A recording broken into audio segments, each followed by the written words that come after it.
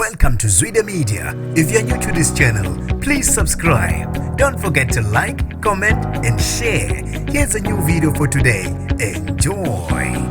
Akugcine akusaleyo yedwa enkundleni ngesikhathi oshaya sibhama bangaziyo bedudulana ngenhlamvu nonogada ngesikhathi okudunwa Imoto yeMali namhlanje eMpumalanga. Nginibingelele ngiphinde namukele kuphinda kuphi lanibolo khona le video. Mangoqala isijonele likhasi wamalekele igama lami ngusibonga konke wakandwanda Mothanda ungangibiza intatheli eka YouTube. Akume nse ukuhamba kwezimonto namhlanje eksene emgwaqeni uR40 phakathi kweWhite River kanye neHazy View eMpumalanga. Ngesikhathi kutholana phezulu onogada beMali kanye nemgulukudu engaziyo beduna Imoto yeMali. Namhlanje abezimo eziphuthumayo babizwe kule ndawo ngaphambi kuka 11 ekseni ngembiko yokuqhunyiswa kweMoto yeMali. Imbiko evele endaweni yesigameko ithi abasola bangaziyo bebehlome beyizingovolo babe sebevimba Imoto yeMali maqede bayiqhumisa. Ngokwembiko yabezimo eziphuthumayo kubeka ukuthi